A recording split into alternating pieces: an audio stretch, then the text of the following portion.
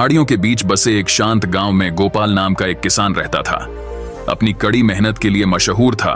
गोपाल एक समर्पित व्यक्ति था, लेकिन उसमें एक खामी थी। वह अक्सर अपनी कुंठा अपने वफादार कुत्ते शेरू पर निकालता था। शेरू की अटूट वफादारी के बावजूद गोपाल उसे पीटता था और उसे कभी भी उचित भोजन नहीं देता था। एक कठोर गर्मी में गोपाल की फसलें खराब होने लगीं। बारिश कम हो रही थी और सूरज बेरहमी से धरती को झुलसा रहा था। गोपाल को गुजारा करने के लिए संघर्ष करना पड़ा और उसे कई कठिनाइयों का सामना करना पड़ा। समाधान के लिए बेताब उसने गांव में रहने वाले एक बुद्धिमान बूढ़े साधु से सलाह मांगी। 90 वर्षीय साधु शांत स्वभाव के थे। उन्होंने गोपाल की पीड़ा सुनी। कुछ देर सोचने के बाद उसने पूछा, गोपाल, क्या तुमने कभी अपने कामों के परिणामों के बारे में सोचा है? ब्रह्मांड हमेशा देख रहा है और हम जो बीज बोते हैं उसी के अनुसार प्रतिक्रिया करता है। गोपाल हैरान होकर साधु से आगे की व्याख्या करने को कहता है। साधु आगे कहता है, तुमने अपने वफादार कुत्ते शेरू के साथ बुरा व्यवहार किया है। तुमने उसे कभी ठीक से खाना नहीं खिलाया और अक्सर उसे पीटा है। तुम्हारा दुख तुम्हारे द्वारा बोई गई नकारात्मकता का प्रतिबिंब है। गोपाल साधु की बातों से हैरान रह गया। उसे उनमें सच्चाई का एहसास हुआ और उसे गहरा पश्चाताप हुआ। साधु ने सलाह दी, आज से अपने तरीके बदल लो। शेरू के साथ दयालुता से पेश आओ और उसे अच्छा खिलाओ। उसे वह प्यार दो जिसका वह हकदार है।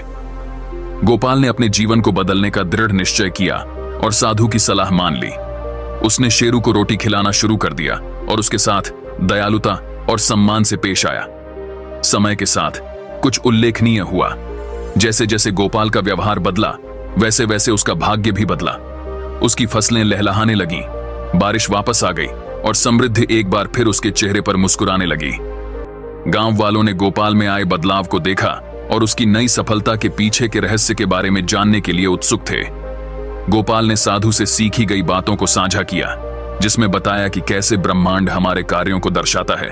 गांव वालों ने भी अपने व्यवहार और उसके परिणामों पर विचार करना शुरू कर दिया। इस कहानी के माध्यम से गोपाल और गांव वालों ने एक मूल्यवान सबक सीखा। हमें अपने कार्यों के परिणाम भुगतने ही होंगे। ब्रह्मांड हमेशा देख रहा है और हम जो बीज बोते हैं वे हमें मिलने वाले फल को निर्धारित करते हैं। गोपाल का जीवन कर्म की शक्ति का प्रमाण बन गया और उसने दयालुता को अपनाकर और अपने भीतर के सत्य को समझकर शांति और खुशी पाई। गोपाल का जीवन बेहतर होता गया और शेरू के साथ उसका रिश्ता गांव में बदलाव का प्रतीक बन गया। गोपाल और उसके कुत्ते के बीच का रिश्ता मजबूत होता गया और शेरू, जो कभी उपेक्षित और दुर्व्यवहार का शिकार जानवर था, गोपाल का प्रिय साथी बन गया, जिसने गोपाल के जीवन में खुशी और गर्मजोशी ला दी। गोपाल के बदलाव की खबर आसपास के गांवों में फैल गई और कई लोग उससे सलाह लेने आए। गोपाल, जो अब एक विनम्र और बुद्धिमान व्यक्ति था, हमेशा साधु से सीखी गई बात साझा करता था, दयालुता का महत्व और किसी के कार्यों के अपरिहार्य परिणाम। एक दिन रमेश नाम का एक युवक गोपाल के पास आया, जो परेशान और निराश था। रमेश ने हाल ही में अपनी नौकरी खो दी थी और अपने परिवार का भरण पोषण करने के लिए संघर्ष कर रहा था।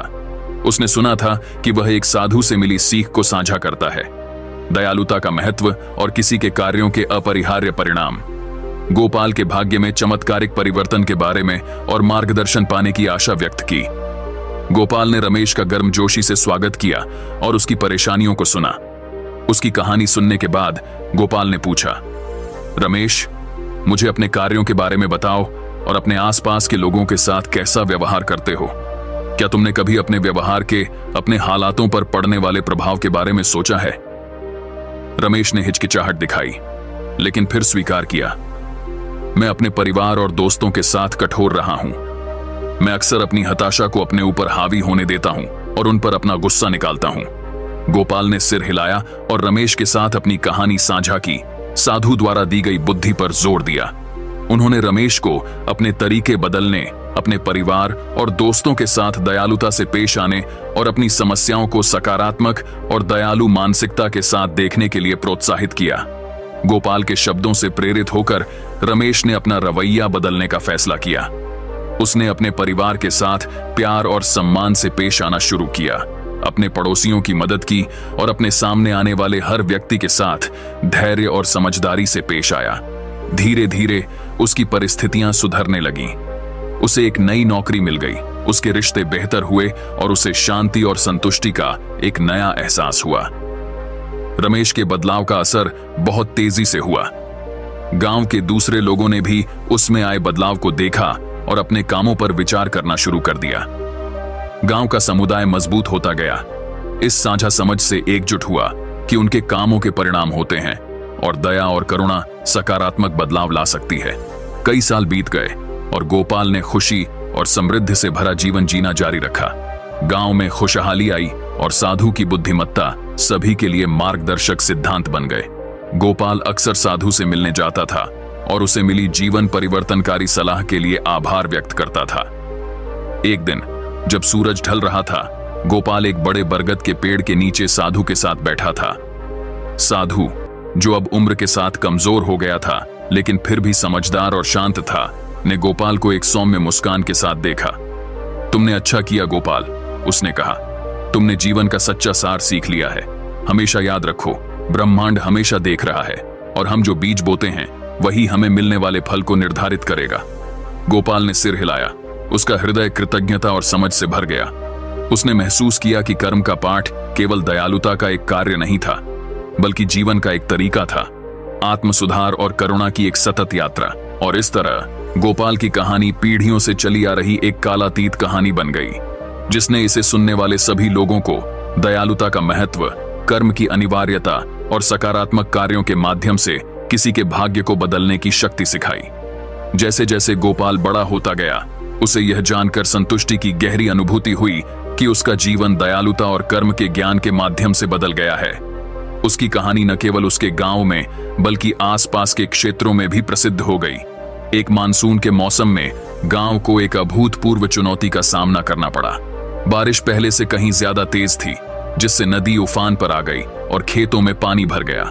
फसलें नष्ट हो गईं, घर क्षतिग्रस्त हो गए और ग्रामीण निराश हो गए। गोपाल, जो अब एक सम्मानित बुजुर्ग थे, ने गांव के चौक पर एक बैठक बुलाई। गोपाल ने कहा, हमने पहले भी मुश्किलों का सामना किया है और हम एक साथ खड़े होकर उन पर विजय प्राप्त कर चुके हैं। यह बाढ़ हमारी दृढ़ता और एकता की परीक्षा है। हमें एक दूसरे की मदद करनी चाहिए और उसी दयालुता और सहयोग की भावना के साथ अपने जीवन का पुनर्निर्माण करना चाहिए जिसने हमें समृद्धि दिलाई। गोपाल के शब्दों से प्रेरित होकर ग्रामीणों ने एकजुट होकर काम किया। उन्होंने बाढ़ के पानी में फंसे लोगों को बचाने के लिए टीमें बनाई, पीड़ितों को आश्रय प्रदान किया, विस्थापित हुए और उनके पास जो भी भोजन और आपूर्ति थी उसे आपस में बांट लिया। गोपाल ने अपनी उम्र के बावजूद गांव वालों के साथ मिलकर अथक परिश्रम किया और अपनी अटूट लगन से एक मिसाल कायम की। गांव वालों में अनिल नाम का एक छोटा लड़का था जो गोपाल की बहुत प्रशंसा करता था। अनिल के परिवार ने बाढ़ में सब कुछ खो दिया था और वे अपना घर फिर से बनाने के लिए संघर्ष कर रहे थे। गोपाल ने अनिल के दृढ़ संकल्प को देखा और उसे अपने संरक्षण में ले लिया। उसे कड़ी मेहनत, करुणा और लचीलेपन के मूल्य सिखाए। गोपाल के मार्गदर्शन में अनिल और गांव के अन्य बच्चों ने न केवल अपने समुदाय के पुनर्निर्माण के लिए आवश्यक व्यावहारिक कौशल सीखे, बल्कि कर्म और दया के गहरे सबक भी सीखे। बच्चों ने गोपाल की कहानियों को ध्यान से सुना और समझा कि उनके कार्य उनके भविष्य को आकार देंगे। महीने बीत गए और गांव धीरे धीरे ठीक होने लगा। खेतों में फिर से पौधे लगाए गए, घरों की मरम्मत की गई और समुदाय एक बार फिर से फलने फूलने लगा। गांव वालों के बीच का बंधन पहले से कहीं ज्यादा मजबूत था, जो उनके सामूहिक प्रयास और आपसी सहयोग से बना था। एक दिन साधु, जो गोपाल के गुरु थे, गांव आए। अपनी बढ़ती उम्र के बावजूद उनकी उपस्थिति अभी भी ज्ञान और शांति को दर्शाती थी। गांव के लोग उनका स्वागत करने के लिए एकत्र हुए और उन्होंने जो परिवर्तन हुए थे उन्हें देखा। तुमने अच्छा किया गोपाल, साधु ने गोपाल के कंधे पर हाथ रखते हुए कहा। तुमने कर्म और दया का ज्ञान अगली पीढ़ी को दिया है। तुम्हारे कार्यों ने ऐसे बीज बोए हैं जो आने वाले वर्षों में फल देते रहेंगे। गोपाल मुस्कुराया। उसे उपलब्धि का गहरा एहसास हुआ। धन्यवाद गुरुजी, आपकी शिक्षाओं ने हम सभी का मार्गदर्शन किया है। हमने सीखा है कि कर्म की असली शक्ति दया और करुणा को चुनने की हमारी क्षमता में निहित है, चाहे परिस्थितियां कैसी भी हों। जैसे ही सूरज गांव में डूबा, खेतों और घरों पर सुनहरी चमक बिखेरते हुए गोपाल, साधु और गांव के लोगों ने अपनी लचीलापन और एकता का जश्न मनाया। गोपाल और कठिनाई से ज्ञान तक की उनकी यात्रा की कहानी उन सभी के लिए आशा और प्रेरणा की किरण बन गई। जिन्होंने इसे सुना, एक अनुस्मारक कि प्रतिकूल परिस्थितियों का सामना करने पर भी दया और करुणा जीवन को बदल सकती है और बेहतर भविष्य का निर्माण कर सकती है। और इस प्रकार गोपाल और उसके गांव की विरासत जीवित रही, जो कर्म की स्थायी शक्ति और इस विश्वास का प्रमाण है कि व्यक्ति को हमेशा अच्छाई के बीज बोने का प्रयास करना चाहिए, क्योंकि ब्रह्मांड हमेशा देख रहा है और हम जो फल प्राप्त करते हैं वह हमारे द्वारा किए गए कार्यों पर निर्भर करता है।